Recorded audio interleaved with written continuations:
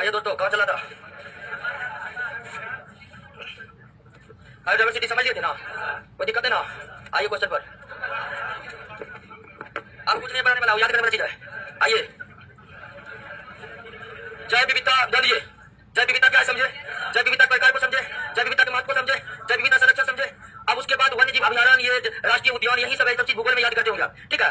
उसके बाद red data book है, उसके बाद कुछ संस्था है, तो वो सब फैक्चुअल चीज है, आपको याद करिएगा। हम भी आपको बताएंगे तो याद कराना पड़ेगा, ठीक है ना। तो समझने वाली कोई पॉइंट है नहीं, नोट्स है, उसको आप याद करिए। और आते हैं अंतिम चैप्टर, सॉरी नहीं, बायोडाइवर्सिटी के क्वेश्चन पर। और ये सप्ताह अंतिम सप्ताह है बायोलॉजी का।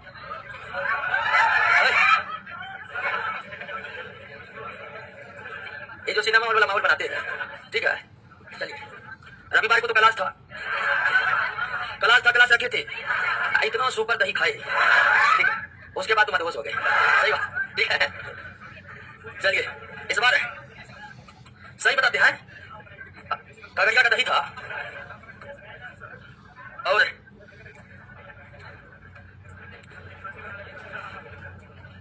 दही कोने पर 3-4 गिलास थे, सब सो तो सोएंगे।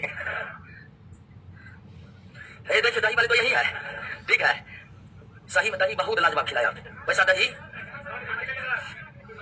फेसबुक पर डाल दिया दही, ठीक है, डाल दिया है, सब देख लीजिएगा, लाइक मार दीजिएगा। आइए दोस्तों पहला प्रश्न पर, और प्रश्न काफी इंपोर्टेंट है और ध्यान रखिएगा कि बायोलॉजी समाप्त हो गई, एक भी क्वेश्चन अब कहिएगा याद नहीं हुआ है, बहुत शुरू से नहीं पढ़ा है, तो हम चाहते हैं जो जॉब पढ़ा वो याद होनी चाहिए। याद नहीं करिएगा कुछ हासिल नहीं कर पाइएगा, कुछ हासिल नहीं होगा। सारा दारोमदार नौकरी करना है तो वो है प्रश्नों को याद करने से। और आपके पास जो प्रश्नों का कलेक्शन है वो प्रश्नों की डिक्शनरी है, उससे बाद प्रश्न आ ही नहीं सकते हैं। बाय चांस अपवाद हर जगह है, आ भी गया तो पूरा उसको बना नहीं सकता, यकीन मानिए। तो सारा दारोमदार क्वेश्चन को याद करने से, और याद आपको तब होगा जब आप पढ़ने के अलावा कोई और काम नहीं करते। बहुत है एकदम रहता है यहाँ पर राजनीति करता होगा, बहुत ऐसा स्टूडेंट है यहाँ पर फोन कर रहा है, वहाँ पर जब हम कैसे बीमार हो गया, हमारे अब यहाँ से मार का पैसा बहुत पड़ रहा है, ये सब चीज बिल्कुल नहीं पड़ता है, बिल्कुल नहीं। नौकरी होगा उसके बता देंगे सब मार को एक दिन रुपया आ जाएगी, ठीक है, ठीक है ना। तो बिल्कुल आप पटना में है, सारा दिन पढ़ने पर लगाइए, जरा सा भी डरता। अब बहुत इलाज करा रहा है, आज किसका कुछ बीमार है, आज को आदमी बीमार है, इलाजों कराने में बहुत बर्बाद हो गया, ठीक है। हाँ, तो वो सब इलाज करेगा, इलाज करिए, बगल मोटर हो रही है और आप सीट पढ़िए, कोई नहीं कौन देगा। अभी आप इलाज आपको मान लीजिए कोई आया देखने के लिए, तुरंत करेगा नया देखने के लिए, कुछ नहीं होगा, अनुभवी फोन करेगा नया देखने के लिए, देखने के लिए, ठीक है। तो हम बार बार करें कि प्रश्नों को याद नहीं करिएगा, कुछ हासिल नहीं करिएगा, और प्रश्न याद आपसे तभी होंगे जब आप पढ़ने के बाद कुछ और नहीं करेंगे। और हमको पता है बहुत को याद नहीं है, कुछ भी याद नहीं है, ऐसा भी स्टूडेंट है। सतर्क हो जाइए, उसके लिए मौका है अभी भी। आइए पहला क्वेश्चन पर, जैव विविधता शब्द का प्रयोग सर्वप्रथम किसके द्वारा किया गया था? तो बायोडाइवर्सिटी वाल्टर जी या डब्ल्यू जी रोजेन, ठीक है ना। ध्यान दीजिए, बायोलॉजिकल डाइवर्सिटी नॉर्से और मैकमेनस ने किया था, नॉर्से और मैकमेनस ने बायोलॉजिकल डाइवर्सिटी का यूज किया था, और उस बायोलॉजिकल डाइवर्सिटी को छोटा करके बायोडाइवर्सिटी बनाया गया वाल्टर जी रोजेन के द्वारा। किसके द्वारा? दूसरा नंबर, निम्नलिखित में कौन सा एक सही है? नहीं है। निम्नलिखित में कौन सा एक सही उच्च अक्षांश से निम्न अक्षांश की ओर, उच्च अक्षांश मतलब 90 डिग्री, उच्च अक्षांश मतलब, निम्न अक्षांश मतलब 0 डिग्री, यानी उच्च अक्षांश यानी ध्रुवीय क्षेत्र, निम्न अक्षांश मतलब विषुवत रेखीय क्षेत्र। तो उच्च अक्षांश से निम्न अक्षांश की ओर पर्यावरणीय अनुकूलन होने के कारण जैव विविधता वृद्धि होती है, बिल्कुल। ध्रुव से विषुवत रेखा पर होने पर जैव विविधता में वृद्धि होगी, पहला कथन सही है। टुंड्रा एवं टैगा जलवायु क्षेत्र में विषुवतीय रेखीय एवं उष्णकटिबंधीय वर्षावन वाले क्षेत्रों की तुलना में कम जैव विविधता पाई जाती है, बिल्कुल। टुंड्रा एवं टैगा ध्रुवीय क्षेत्र है, वहां पर जैव विविधता कम होता है। पहला, पर्वतीय क्षेत्रों में जैसे जैसे ऊंचाई बढ़ती है जैव विविधता में कमी आ जाती है, बिल्कुल। ऊंचाई बढ़ने से जैव विविधता में क्या जाता है, इसका मतलब गलत बोल है। स्थलीय क्षेत्रों की तुलना में जलीय क्षेत्रों में ज्यादा जैव विविधता पाई जाती है, नहीं दोस्तों नहीं, ठीक है। चलिए दोस्तों देख लीजिए, ऑनलाइन देखकर जवाब दीजिए कमेंट का।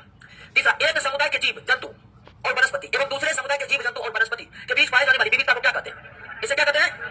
परितंत्र विविधता, या परितंत्र विविधता का दूसरा नाम क्या है? समुदाय विविधता। दूसरा नाम क्या है? परितंत्र विविधता और समुदाय विविधता एक दूसरे के पर्यायवाची है, क्लियर। पृथ्वी पर सबसे अधिक प्रजाति विविधता किसमें पाई जाती है? ऑर्थोपोडा में। किसमें? ऑर्थोपोडा पाई जाती है। किसमें पाई जाती है? ऑर्थोपोडा पाई जाती है। पृथ्वी पर सबसे अधिक प्रजाति विविधता किसमें पाई जाती है? ऑर्थोपोडा में। जैव विविधता के ह्रास का सबसे मुख्य कारण क्या है? जैव विविधता के ह्रास का कई कारण के सारे कारण, लेकिन सबसे मुख्य कारण आवास के बाद विदेशी, उसके बाद प्राकृतिक आपदा से पहले प्रदूषण। तो सबसे बड़ा कारण है आवासों का विनाश होना है। जैव विविधता में निरंतर आ रही कमी का क्या कारण है? निरंतर आने का कमी का ये सभी कारण है। आवासों का विखंडन, प्राकृतिक संपदा का अत्यधिक दोहन, विदेशी जातियों का आक्रमण, प्रदूषण, प्राकृतिक आपदा, इतने कारण है ना। एक जाति या इसकी एक समष्टि में कुल आनुवंशिक विविधता क्या कहलाती है? Gene pool. क्या कहलाती है? एक जाति इसकी एक समष्टि में कुल आनुवंशिक विविधता जीन पूल कहलाता है। जैसे गाय के ढेर सारे नस्ल है ना, साहिवाल है, थरपरकर है, गिर है, तो हर गाय की अलग अलग जीन है, उन सारे जीनों को हम क्या कहेंगे? जीन पूल कहेंगे। क्या कहेंगे? हाँ। किसी एक समुदाय या परितंत्र में प्रजातियों की कुल संख्या का पता चलता है। किसी एक समुदाय या परितंत्र में प्रजातियों की कुल संख्या का पता, प्रजातियों की कुल संख्या पता किसे? अल्फा विविधता से। प्रजातियों की कुल संख्या पता किसे? अल्फा विविधता से। अल्फा विविधता से दोस्तों, उच्च अक्षांश से निम्न अक्षांश यानी कि ध्रुव से विषुवत रेखा की ओर तथा पर्वतीय क्षेत्र में ऊपर से नीचे की ओर आने पर प्रजातियों की संख्या में आने वाले अंतर को क्या कहते हैं? जैव विविधता प्रवणता कहते हैं। जैव विविधता प्रवणता कहते हैं दोस्तों। नेक्स्ट, जैव विविधता का सबसे महत्वपूर्ण पहलू क्या है? सबसे महत्वपूर्ण पहलू है पारिस्थितिक तंत्र का निर्वहन, यानी कि पारिस्थितिक तंत्र है तभी मानव का और अन्य जंतुओं का अस्तित्व इस पृथ्वी पर बचा हुआ है। अगर वो ही निर्वहन नहीं होगा फिर कोई यहाँ पर बचेंगे नहीं। नेक्स्ट, भारत में हरित क्रांति की सफलता में सर्वाधिक योगदान किसका रहा? आनुवंशिक विविधता। आनुवंशिक विविधता, एक ही जाति की अलग अलग किस्म को क्या कहते हैं? आनुवंशिक विविधता कहते हैं। एक ही जाति की अलग अलग किस्म को क्या कहते हैं? आनुवंशिक विविधता कहते हैं। और आनुवंशिक विविधता मतलब अच्छे गुण वाले आनुवंशिक विविधता को निम्न गुणों वालों से हाइब्रिड कराकर संकरण कराकर और भी नए गुणों वाले फसलों को पैदा हम कर सकते हैं। लैंडस्केप स्तर पर पाई जाने वाली विविधता को क्या कहते हैं? गामा विविधता। लैंडस्केप स्तर पर पाई जाने वाली विविधता को गामा विविधता कहते हैं। इंडोनेशिया में उगने वाली कौन सी घास में पाई जाने वाली चीन से किस रोग की रोकथाम की गई? गन्नों के लाल विग्लन। गन्नों में लाल विग्लन के कारण होता था, किसके कारण? और इंडोनेशिया में जो कौन सा घास उगता था उसका जीन निकाल कर भारत के गन्नों में मिला दिया, मतलब डाल दिया गया। और ये जेनेटिक इंजीनियरिंग के तहत होता है। किसके तहत? जेनेटिक इंजीनियरिंग के तहत इंडोनेशिया के कौन से घास के जीन को भारतीय गन्नों के जीन के साथ मिलाया गया, जिससे गन्नों में रोग प्रतिरोधी क्षमता का क्या हो गया? विकास हो गया और गन्नों के लाल विग्लन रोग से मुक्ति पा ली गई दोस्तों। नेक्स्ट, उष्णकटिबंधीय क्षेत्रों में जैव विविधता क्यों अधिक पाई जाती है? उष्णकटिबंधीय क्षेत्रों में जैव विविधता क्यों अधिक पाई जाती है? तो इन क्षेत्रों में जाति उद्भवन अधिक हुआ, इस क्षेत्रों में सौर ऊर्जा अधिक उपलब्ध, इस क्षेत्र में कम मौसमी परिवर्तन होता है। इनमें से सभी किसी क्षेत्र में जैव विविधता के होने से कौन से प्रभाव पड़ते हैं? जैव विविधता का होने से कौन से पादप उत्पादकता घटती है? बिल्कुल। पर्यावरणीय समस्याओं के प्रति प्रतिरोध में कमी आती है, बिल्कुल ये भी सही है। जल उपयोग तथा रोग चक्रों की परिवर्तनशीलता बढ़ जाती है, बिल्कुल सही। यानी कि जैव विविधता का होनी होगा हर गलत को, मतलब पर्यावरण का हर संकट उत्पन्न हो सकता है, जिसके कारण जैव विविधता में हर पर्यावरण संकट उत्पन्न हो सकता है, हर पर्यावरण संकट। क्लियर बात समझ गए? नेक्स्ट, निम्नलिखित में कौन सी विदेशी प्रजाति साहब? लेंटरा कमाना ये घास है, जलकुंभी भाकर बताए थे, गाजर घास, ये भी सारे दोस्तों विदेशी प्रजाति है जो हमारे भारत में आकर इतनी तेज वृद्धि की है कि हमारे देसी प्रजाति के पौधे के लिए खतरा बढ़ गया है दोस्तों। तीनों ही विदेशी प्रजाति है। किस पर्यावरणविद ने पारिस्थितिक तंत्र की तुलना एक हवाई जहाज से की तथा पारिस्थितिक तंत्र में पाई जाने वाली स्पीसीज तंत्र में पाई जाने वाली स्पीसीज की तुलना हवाई जहाज के कीलक से की? रिबेट, हवाई जहाज का जो नट बोल्ट होता है ना, उसी को क्या कहा जाता है? रिबेट कहा जाता है, कीलक कहा जाता है। तो किस पर्यावरणविद ने पारिस्थितिक तंत्र की तुलना एक हवाई जहाज से की तथा पारिस्थितिक तंत्र में पाई जाने वाली स्पीसीज तंत्र में पाई जाने वाली पारिस्थितिक तंत्र में पाई जाने वाली ये नहीं होगा दोस्तों, ये इतना को कट कीजिए, ये लाइन गड़बड़ है। किस पर्यावरणविद ने पारिस्थितिक तंत्र की तुलना एक हवाई जहाज से की तथा पारिस्थितिक तंत्र में पाई जाने वाली स्पीसीज की तुलना हवाई जहाज की कीलक से की? यानी कहना कि जिस तरह हवाई जहाज है ना उसी तरह पारिस्थितिक तंत्र है। जिस तरह हवाई जहाज के नट बोल्ट है यानी रिबेट है, वो जिस तरह पारिस्थितिक तंत्र में जीव जंतु रहते हैं, तो जीव जंतु पारिस्थितिक तंत्र का नट बोल्ट है। तो ये तुलना क्या पॉल एहर लिक ने क्या दोस्तों? पॉल एहर लिक ने। चलिए थोड़ा सा यहाँ टॉपिक डबल हो गया, पता दिया ना। निम्नलिखित पर विचार कीजिए, ग्रासी एस्टेंट वायरस धान के ओराइजा सटाइवा किस्म को नष्ट कर देता है, बिल्कुल सही है। ग्रासी एस्टेंट वायरस जो है धान के ओराइजा सटाइवा किस्म को क्या कर देता है? धान के ओराइजा निवारा किस्म में ग्रासी एस्टेंट वायरस को रोकने की क्षमता वाला जीन है, बिल्कुल सही। दोनों कथन क्या है? सही है, दोनों कथन सही है। कीटों की सबसे अधिक प्रजातियां मरुस्थल में पाई जाती है। कहां पाई जाती है? हाँ, कीटों की सबसे अधिक प्रजातियां कहां पाई जाती है? मरुस्थल में। उभयचरों की स्थानिक प्रजाति तो भारत की पश्चिमी घाट प्रसिद्ध है। अब ये सब रट्टा मार क्वेश्चन है, ठीक है, इसमें कोई दिमाग लगाना है। आपको याद रखना पड़ेगा कि भारत के जो पश्चिमी घाट क्षेत्र है दोस्तों, वो उभयचरों के लिए प्रसिद्ध है। यानी उभयचरों की जितनी विविधता पश्चिमी घाट में पाई जाती है उतनी विविधता कहीं और नहीं पाई जाती है दोस्तों। ऐसा क्या होगा? और उभयचर होगा, अंग्रेजी में एम्फीबिया, उभयचर। क्लियर? रेड डाटा बुक में संकटग्रस्त प्रजाति वो है जिसकी जनसंख्या 10 वर्षों में 90% घोर संकटग्रस्त, 10 वर्षों में 70% की कमी 10 की गई है, तो उसे क्या कहते हैं? संकटग्रस्त प्रजाति। देखिए रेड डाटा बुक के बारे में दिया हुआ है नोट में, संकटग्रस्त प्रजाति के बारे में पढ़िए थोड़ा सा। ना 10 वर्षों में 90% तो घोर संकटग्रस्त, 10 वर्षों में 50% कमी की जाती है, सुभेदी कहते हैं। अगर जंतु के जनसंख्या में 10 वर्ष में 50% कमी आ गई तो सुभेदी की श्रेणी में। 10 वर्षों में 70% कमी का क्या गया तो वो संकटग्रस्त, 10 वर्षों में 90% कमी हुआ तो घोर संकटग्रस्त। यहाँ गंभीर। निम्नलिखित जीवों में से रेड डाटा बुक में घोर संकटग्रस्त श्रेणी में कौन है?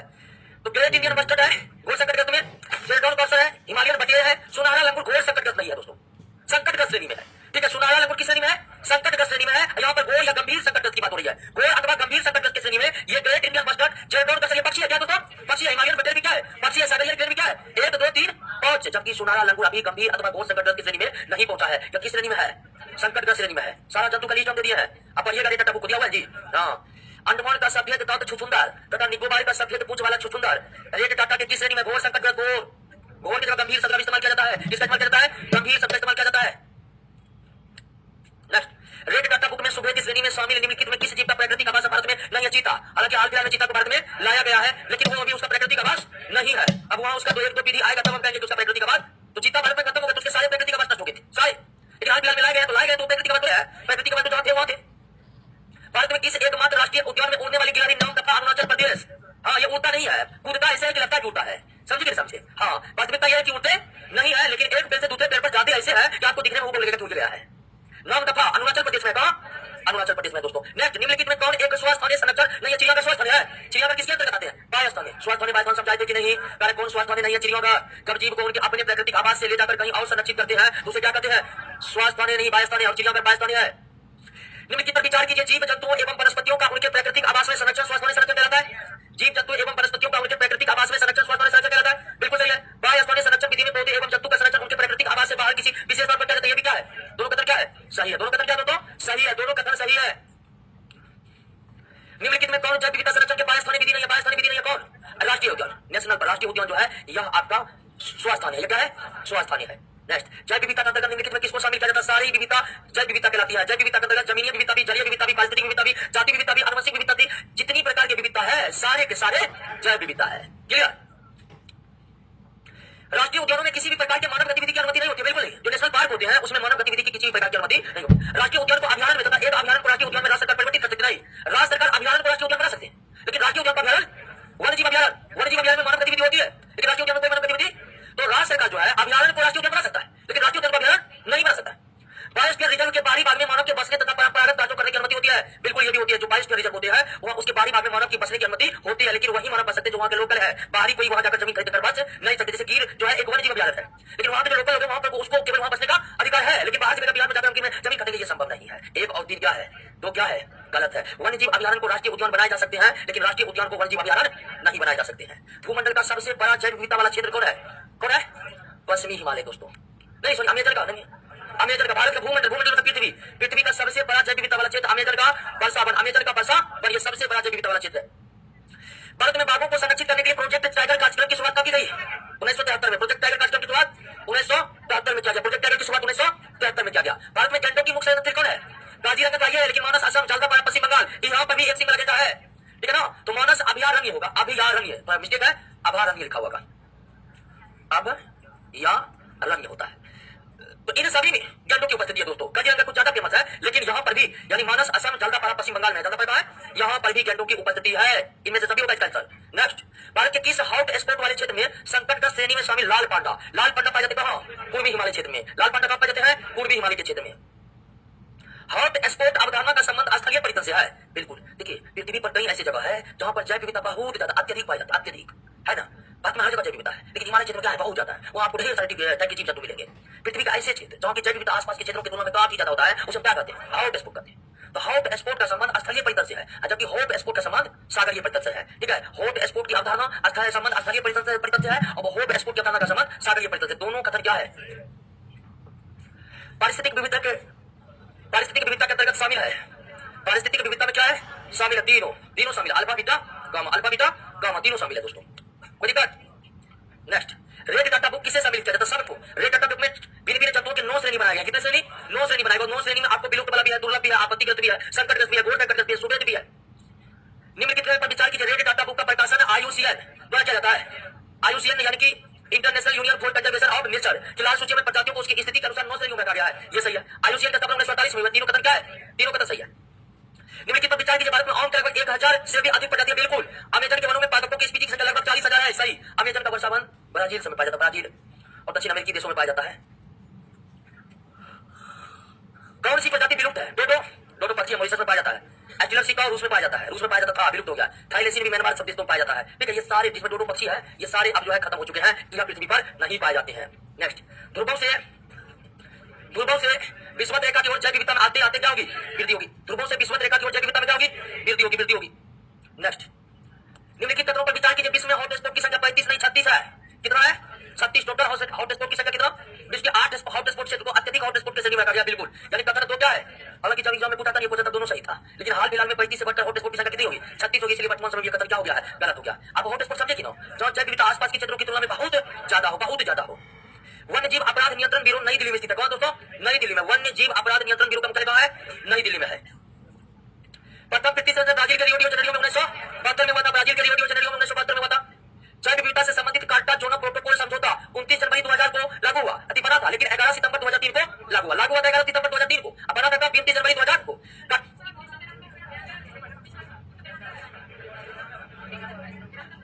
1992 हाँ 1992 सॉरी 1972 संरक्षण पर्यावरण वन्य जीव संरक्षण अधिनियम 1972, सॉरी, हाँ, प्रथम सम्मेलन 1992 में। नेक्स्ट, भारत के हॉटस्पॉट क्षेत्र 45 हो गया।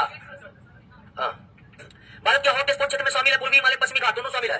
राजस्थान का रेगिस्तान में कुछ है जो शामिल है। हाँ, हॉटस्पॉट जहां एकदम जैव विविधता, पेड़ पौधे, जीव जंतुओं की बहुत अधिक जातियां पाई जाती है। रेगिस्तान में तो केवल ऑर्थोपोडा निवास करती है। आइए दोस्तों, यूरोपीय रेंडियर प्रजाति का हिरण हंगुल भारत के एकमात्र राष्ट्रीय उद्यान दक्षिग्राम राष्ट्रीय उद्यान जम्मू कश्मीर में पाए जाते हैं। यूरोपीय रेंडियर प्रजाति का हिरण हंगुल भारत के किसे एकमात्र राष्ट्रीय उद्यान पाया जाता है? तो दक्षिग्राम राष्ट्रीय उद्यान। क्लियर? जब संकट पर पादप तथा जंतुओं को उसके प्राकृतिक आवास से अलग, एक विशेष प्राकृतिक आवास से अलग अलग क्या अलग क्या जाएगा? नेक्स्ट, पशुओं को दी जाने वाली दर्द निवारक दवा डाइक्लोफेनेक से किस कौन से जीव संकटग्रस्त हो गया है? गिद्ध। गिद्ध मरे हुए जीव को खाते थे लोग, गाय सब भैंस सब को दर्द सब होता था, यही दवा खूब इस्तेमाल करता था। जब वो जीव मर जाते उसको गिद्ध खाते थे, उसके बाद गिद्ध करके मारने लगे। उसके बाद इस दवाई पर रोक लगा दिया गया, फिलहाल गिद्ध विलुप्ति के कगार पर पहुंच गया है। नेक्स्ट, संकटग्रस्त स्पीसीज के संबंध में, संकटग्रस्त स्पीसीज के संबंध में निम्नलिखित में कौन सा वक्तव्य सही नहीं है? संकटग्रस्त स्पीसीज के संबंध में निम्नलिखित में कौन सा वक्तव्य सही?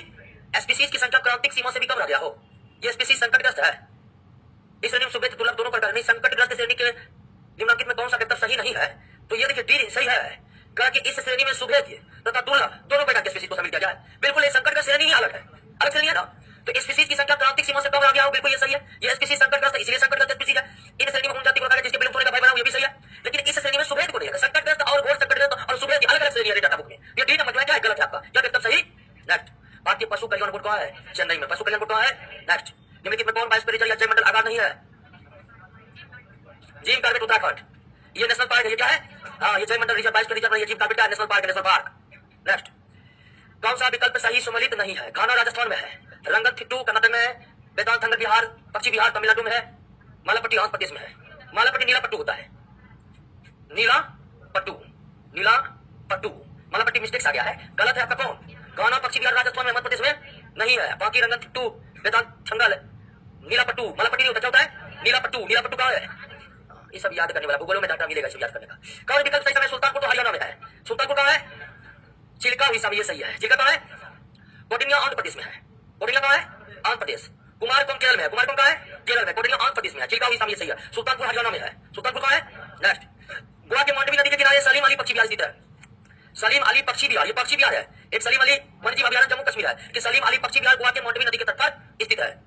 प्रोजेक्ट एलिफेंट की शुरुआत वर्ष 1992 में किया गया था। प्रोजेक्ट टाइगर की शुरुआत वर्ष 1973 में, प्रोजेक्ट टाइगर 1973 में, प्रोजेक्ट एलिफेंट 1992 में। अंतर्राष्ट्रीय जैव विविधता दिवस कब मनाया जाता है? 22 मई को मनाया जाता है। कब मनाया जाता है? 22 मई को मनाया जाता है। विश्व हाथी दिवस 12 अगस्त को, विश्व हाथी दिवस 12 अगस्त को मनाया जाता है। विश्व हाथी दिवस 12 अगस्त को। भारत का सबसे बड़ा वन्यजीव अभयारण्य कौन है? कच्छ मलस्थल। गुजरात के जो कच्छ है वो सबसे बड़ा वन्यजीव अभयारण्य है। यहाँ पर जंगली गधा पाया जाता है। क्या पाया जाता है? हाँ, जो घोड़ों से भी तेज होते हैं। गधा दिनों से लेकर है, बहुत घोड़ा से भी तेज होता है। निम्नलिखित में कौन बायोस्फीयर रिजर्व या सुरक्षित जीव मंडल क्षेत्र नहीं है? भीतरकनिका का ये बायोस्फीयर रिजर्व क्षेत्र नहीं है, है लेकिन सुरक्षित जीव मंडल क्षेत्र नहीं है। निम्नलिखित में कौन टाइगर रिजर्व मध्य प्रदेश में स्थित नहीं है? या नहीं छूट गया? नहीं है। बांदीपुर कर्नाटक में, पन्ना मध्य प्रदेश में है, कान्हा मध्य प्रदेश में, पेंच मध्य प्रदेश में, लेकिन बांदीपुर कर्नाटक में। तो प्रश्न ये होना चाहिए कि निम्नलिखित में कौन सा टाइगर रिजर्व मध्य प्रदेश में स्थित नहीं है? मध्य प्रदेश में स्थित। नेक्स्ट, निम्नलिखित में कौन सा टाइगर रिजर्व मध्य प्रदेश में स्थित है? सभी सभी सभी सभी, बांधवगढ़, सतपुरा, संजय दुबरी, सब मध्य प्रदेश में। डीएनए स्तर पर जैव विविधता का संरक्षण किस प्रकार किया जाता है? डीएनए स्तर पर जैव विविधता का संरक्षण इन तीनों स्तर से किया जाता है। जीन पूल सेंटर, बीज बैंक क्रायो प्रिजर्वेशन। ठीक है, जीन पूल सेंटर, बीज बैंक क्रायो प्रिजर्वेशन। यूनेस्को द्वारा मानव एवं जैव मंडल आगार, ठीक है, इसकी शुरुआत वर्ष 1971 में की गई थी। यूनेस्को के द्वारा, यूनेस्को के द्वारा मानव एवं जैव मंडल कार्यक्रम की शुरुआत वर्ष 1971 में की गई थी। वर्ष 1971 में की गई थी। जैव मंडल आगार की अवधारणा का विकास 1975 में यूनेस्को के मानव एवं जैव मंडल कार्यक्रम के अंतर्गत हुआ। बिल्कुल सही है, ध्यान रखिएगा। मानव एवं जैव मंडल कार्यक्रम की शुरुआत यूनेस्को ने 1971 में किया और प्रतिवर्ष करते करते 1975 में किसका कॉन्सेप्ट दिया यूनेस्को ने? बायोस्फीयर रिजर्व की। भारत में जैव मंडल आगार की शुरुआत 1986 में होती है। भारत सरकार के द्वारा जैव मंडल आगार यानी कि अंग्रेजी में कहते हैं बायोस्फीयर रिजर्व, भारत में बायोस्फीयर रिजर्व बनाने की शुरुआत किस वर्ष की गई? 1986 से की गई। निम्नलिखित में कौन सा, देखिए क्वेश्चन बहुत पुराना है, ठीक है, पहचान में बहुत पुराना, अब बहुत अटक चुके हैं, बदल चुके हैं। राष्ट्रीय उद्यान की संख्या अब 106 हो गया है। कितना हो गया है? 106। वन्यजीव अभयारण्य की संख्या 567 हो चुका है। टाइगर रिजर्व 50 हो चुका है, 50 से अधिक अधिक। और बायोस्फीयर रिजर्व की संख्या वर्तमान में कितना है? 18। तो भारत में राष्ट्रीय उद्यान कितना है? 106। वन्यजीव अभयारण्य कितना है? 567। बायोस्फीयर रिजर्व कितना है? 18। टाइगर रिजर्व 50 है, 50 से अधिक ही करते, लेकिन 50 का ही डाटा है सरकारी वेबसाइट पर। तो टाइगर रिजर्व को 50 मान सकते हैं। तो उन्होंने कौन सा विकल्प सम्मिलित है कर दीजिए, क्या कर दीजिए? है। और ऐसी स्थिति में आपका आंसर क्या हो जाएगा? सी हो जाएगा। ओलिव रिडले कछुए के घोंसला बनाने के लिए कौन सा राष्ट्रीय उद्यान अभयारण्य प्रसिद्ध है? तो गहीर माथा समुद्री वन्यजीव अभयारण्य, जो कि उड़ीसा के तट पर स्थित है। गहीर माथा समुद्री वन्यजीव अभयारण्य जो उड़ीसा के तट पर स्थित है। पारिस्थितिक संवेदनशील जोन घोषित करने का पर्यावरण संरक्षण अधिनियम 1986 में किया गया था। पारिस्थितिक संवेदनशील जोन जिसको घोषित किए जाते हैं उसके 10 किलोमीटर के दायरे में, चारों तरफ के दायरे में 10 किलोमीटर आगे, उत्तर, दक्षिण, पूर्व, पश्चिम 10 किलोमीटर में हर तरह की कोई भी गतिविधि पर क्या कर दी जाती है, रोक लगा। मानवीय गतिविधि, मानव संबंधित गतिविधि या कोई बाहरी चीज की गतिविधि 10 किलोमीटर चारों तरफ के दायरे में नहीं हो सकता है। केंद्रीय मगरमच्छ एवं प्रबंधन प्रशिक्षण संस्थान स्थित है। केंद्रीय मगरमच्छ एवं प्रबंधन प्रशिक्षण संस्थान कौन स्थित है? मगरमच्छ हैदराबाद में है। कौन है? कस्तूरी मृग के लिए भारत का प्रसिद्ध अभयारण्य कौन है? कस्तूरी मृग के लिए शिकारी देवी हिमाचल प्रदेश, बद्रीनाथ दोनों ही प्रसिद्ध है। कस्तूरी मृग जिसके नाभि में कस्तूरी रहती है। लवण युक्त पानी में रहने वाले मगरमच्छों की शारीरिक संख्या कहाँ है? भितरकनिका, उड़ीसा। नेक्स्ट, निम्न में कौन सा एक पौधे की जाति विलुप्त प्राय की सूची में है? तो विलुप्त प्राय की सूची में ये डोलोनिक्स कौन है? डोलोनिक्स। नेक्स्ट, लुप्त प्राय जातियों के पादप जीन का संग्रह निम्न में से कहाँ किया जाता है? जीन बैंक में। जीन का संग्रह जहाँ होता है उसे क्या कहते हैं? और भारत में 4 प्रकार के जीन बैंक है। ठीक है, आइए 74 नंबर पढ़िए। अनवरत जैविक प्रदूषक पर स्टॉकहोम सम्मेलन एक वैश्विक संधि है जिसमें मानव स्वास्थ्य एवं पर्यावरण को रसायन से बचाना है। बिल्कुल सही है। यह संधि 2004 में अस्तित्व में आई तथा भारत में यह संधि 2006 से लागू हुआ। यह भी क्या है आपका? सही है। भारत में स्टॉकहोम सम्मेलन की संधि के क्रियान्वयन के लिए NIP the national implementation plan का गठन क्या है? सही है। तीनों का क्या है? सही है। तीनों का सही है। अनवरत जैविक प्रदूषक यानी कि मानव के द्वारा फैलाया गया प्रदूषण को क्या कहेंगे? जैविक प्रदूषण कहेंगे। निम्नलिखित में कौन एक IUCN के संबंध में सही नहीं है? इसकी स्थापना 1948 में हुई, सही है। इसका मुख्यालय ग्लाड में है, ये भी सही है। इसके द्वारा संकटग्रस्त जीव जंतुओं की सूची जारी किया जाता है जिसे रेड डाटा बुक कहते हैं। ये IUCN संयुक्त राष्ट्र संघ की एजेंसी नहीं है। IUCN संयुक्त राष्ट्र संघ से अलग संस्था है दोस्तों। नेक्स्ट, डाउन टू अर्थ पत्रिका का प्रकाशन centre for science and environment जो नई दिल्ली में स्थित है वही करती है। निम्नलिखित में कौन सा विकल्प सही सम्मिलित नहीं है? पर्यावरण शिक्षा केंद्र अहमदाबाद में है, CPR पर्यावरण शिक्षा केंद्र चेन्नई में, भारतीय परिस्थिति सर्वेक्षण कोलकाता में, सही है। भारतीय प्राणी सर्वेक्षण भी कोलकाता में है। भारतीय प्राणी सर्वेक्षण भी अलीनगर कोलकाता में स्थित है। अलीनगर कोलकाता में स्थित है। ठीक है, हाँ, अलीनगर कोलकाता। तो वनस्पति सर्वेक्षण और प्राणी सर्वेक्षण दोनों पश्चिम बंगाल की राजधानी कोलकाता में अवस्थित है। नेक्स्ट, सलीम अली पक्षी विज्ञान और प्राकृतिक इतिहास केंद्र, सलीम अली पक्षी विज्ञान और प्राकृतिक इतिहास केंद्र अहमदाबाद में है, सॉरी कोयम्बटूर में है। कहाँ है? कोयम्बटूर में है। कोयम्बटूर तमिलनाडु में है। कोयम्बटूर कहाँ है? अमृता देवी पर्यावरण पुरस्कार राजस्थान सरकार के द्वारा दिया जाता है। पर्यावरण संरक्षण के लिए अमृता देवी बिश्नोई या अमृता देवी पर्यावरण पुरस्कार राजस्थान सरकार के द्वारा दिया जाता है। नेक्स्ट, निम्नलिखित में किसका संबंध चिपको आंदोलन से नहीं है? मेगा पाटकर नर्मदा बचाओ आंदोलन से जुड़े हुए हैं। मेगा पाटकर किससे जुड़े हुए हैं? नर्मदा बचाओ आंदोलन से। उत्तराखंड से 1994 में शुरू हुआ मैत्री आंदोलन वर्तमान में अंतर्राष्ट्रीय स्तर पर फैल गया है। इस आंदोलन के प्रवर्तक कौन है? मैत्री आंदोलन जैविक खेती को बढ़ावा देने से संबंधित है। किससे? जैविक खेती उसे कहते हैं जिसमें रासायनिक उर्वरक जैसे यूरिया DAP का इस्तेमाल न के बराबर हो या कम से कम हो। अत्यधिक ऊंचाई पर पक्षी दुर्लभ हो तो कौन से पौधे अदृश्य हो जाएगा? रोडोडेंड्रोन। ये ऐसे पेड़ है जिसमें परागण किसके द्वारा होगा? अब पक्षी नहीं मिलेगा, परागण नहीं होगा, जनन नहीं होगा, धीरे धीरे पौधा क्या हो जाएंगे? विलुप्त हो जाएंगे। वन्य जीव अभयारण्य में क्या नहीं होता है? अन्वेषण का नीति। अन्वेषण मतलब रिसर्च का मना ही नहीं होता है। आप वन्य जीव अभयारण्य में जाकर वैज्ञानिक रिसर्च कर सकते हैं। तो ये अन्वेषण का निषेध नहीं होता। ठीक है, फोना फ्लोरा और फ्लोरा का मतलब हुआ जीव जंतु पेड़ पौधे। नेक्स्ट, वनस्पतिक उद्यान का प्रमुख कार्य क्या है? वनस्पतिक उद्यान का प्रमुख कार्य है कि ये वन्य जीव के लिए, प्राकृतिक वन्य जीव के लिए नहीं, वनस्पति पौधे या पुनर्निर्माण सुंदर क्षेत्र ये जन्म प्लाज्म का पायस्थ संरक्षण करते हैं। सबसे मेन इसका सटीक ये जन्म प्लाज्म यानी कि पौधों के आनुवंशिक पदार्थ है क्या, और जिसको यहाँ पर ला करके उसका क्या किया जाता है? क्लियर है? हाँ, सबसे सटीक है। नेक्स्ट, माइक कार्यक्रम का संबंध हाथियों से है। बिल्कुल सही है। सेब कार्यक्रम का संबंध कितनों से? सही है। दोनों का क्या है?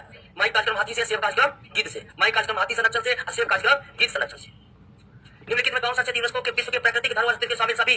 काजीरंगा, केवलादेव, मानस सभी यूनेस्को के विश्व के प्राकृतिक धरोहर स्थल की सूची में शामिल है। निम्नलिखित में कौन यूनेस्को के विश्व के प्राकृतिक स्थल की सूची में शामिल है? सभी। सुंदरवन, नंदा देवी एवं फूलों की घाटी, पश्चिमी घाट, सभी यूनेस्को। इसका तो डाटा होगा, यूनेस्को का लिस्ट होगा आपके पास। गूगल में ये सारा डाटा दिए होंगे। यूनेस्को द्वारा विश्व प्राकृतिक धरोहर स्थल की पहली सूची किस बार जारी की गई? पहली सूची कब जारी की गई? तो हमें पता नहीं है।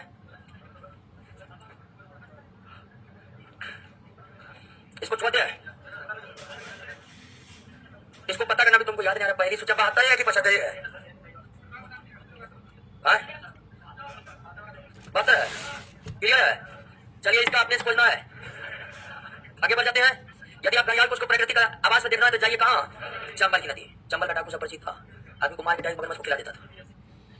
नेक्स्ट, निम्नलिखित में कौन सी जैव विविधता के संरक्षण के लिए महत्वपूर्ण रणनीति है? सबसे महत्वपूर्ण रणनीति जैव विविधता के संरक्षण के लिए क्या है? जयमंडल आगार या जयमंडल रिजर्व।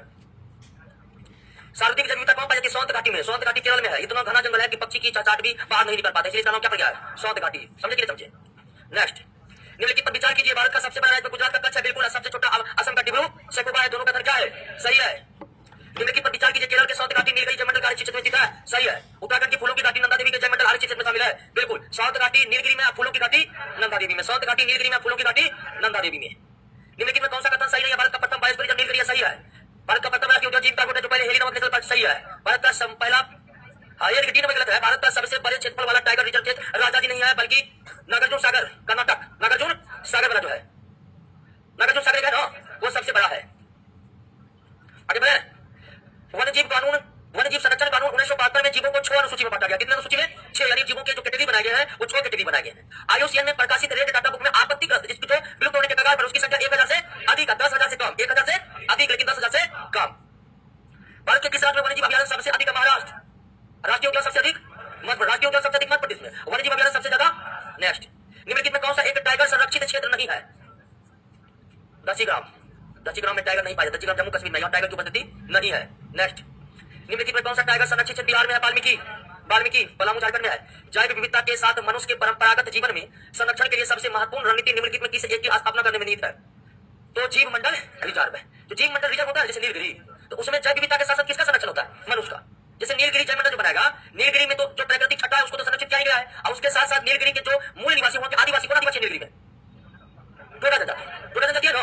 साथ साथ यानी कि नीलगिरी के प्राकृतिक छटा के साथ साथ वहां के आदिवासियों को भी संरक्षित करने का प्रयास किया गया है, किया जाता है। किसको बनाकर? हाँ, तो जीव मंडल रिजर्व बनाने का है कि हम पेड़ पौधों जीव जंतु को तो संरक्षित कर ही रहे हैं, और उस विशेष क्षेत्र के जो आदिवासी लोग हैं उसके भी परंपरागत ज्ञान एवं उनके परंपरागत खाने पीने की विधि को भी संरक्षित किया जाता है। जो आदिवासी होते हैं ना, उसके पास बहुत सारी परंपरागत ज्ञान होते हैं, ठीक है ना। आदिवासी सब ऐसा ऐसा इलाज करेगा पेड़ के पत्तों से जो बहुत एलोपैथिक दवाई नहीं कर पाता है। हाँ, तो उसी सबको संरक्षित करने का प्रयास किया जाता है जैव मंडल अगा यानी कि बायोस्फीयर रिजर्व बनाकर। पौधों की जाति विविधता जंतुओं का अपेक्षा कम क्यों है बताइए? पौधे अपने भक्षक से भाग नहीं सकते हैं, बिल्कुल नहीं भाग सकते। पर्यावरण परिवर्तन होने के बावजूद पौधे अपना स्थान बदलने में सक्षम नहीं है, बिल्कुल यही साफ होगा। पौधे मानव निर्मित बाधाओं से अपने आप को बचा नहीं सकते हैं। रेड डाटा बुक में सारे पेज का यूज किया जाता है। हाँ, जो संकटग्रस्त घोर संकटग्रस्त उसके लिए लाल पेज, फिर गुलाबी पेज, फिर तीनों ही पेज का यूज होता है डाटा बुक में। IUCN के तहत किसी भी प्रजाति को विलुप्त माना जाता है जब वो अपने प्राकृतिक आवास में 50 वर्षों से दिखाई नहीं दिया हो। नेक्स्ट। पूनम अवलोकन से एशियाई शेर की गिनती की जाती है। पूनम, लेकिन शेरों की जो जनगणना की जाती है वो चांदनी रात यानी पूर्णिमा की रात में की जाती है, कैमरा लगा करके। हाँ, निम्नलिखित में किस राज्य में बाघों की जनसंख्या सर्वाधिक है? मध्य प्रदेश। मध्य प्रदेश। मोन्ट्रेक्स रिकॉर्ड का संबंध आर्द्र भूमि से है। किस भूमि से? आर्द्र भूमि यानी कि थोड़ी सी जलमग्न भूमि। क्लियर हो गया? अब ध्यान दीजिए, अंतिम चैप्टर जो प्रदूषण है वो भी हम पढ़ाते रही है, उसको आप पढ़ के आइएगा। कल पूरा प्रदूषण पढ़ लीजिएगा और क्वेश्चन करवाएंगे उसका, ठीक है? क्लियर है ना? और उसके बाद सब वाला मार्केट में तबाही मचा दीजिए कि केमिस्ट्री चालू हो रहा है, ठीक है ना? चल ठीक है, केमिस्ट्री में कोई दिक्कत? केमिस्ट्री चालू करेंगे दोस्तों। जिनको भी फिजिक्स पढ़ना है 250 रुपया ऑनलाइन बैच है, सुबह चालू हुआ है, मात्र 250। पसेरी आलू के बाद से फिजिक्स, ठीक है ना? तो दोस्तों प्रदूषण चैप्टर बहुत इंपॉर्टेंट है, आप उसको पढ़िएगा। उसमें सिर्फ डाटा याद करना है, कुछ समझने वाली बात है नहीं, और जो भी समझने वाली तथ्य है वो प्रश्नों के माध्यम से हम क्लियर कर देंगे। तो अगला क्लास में आपकी बायोलॉजी समाप्त हो जाएगी। मिलिए दोस्तों अगली क्लास में। जेपी भाई को क्या हुआ है? कुछ कीजिए, क्या हुआ जेपी भाई?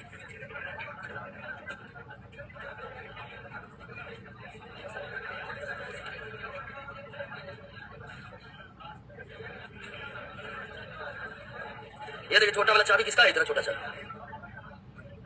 हाँ, सुबह में भी केमिस्ट्री स्टार्ट हुआ है और शाम में भी केमिस्ट्री स्टार्ट होगा।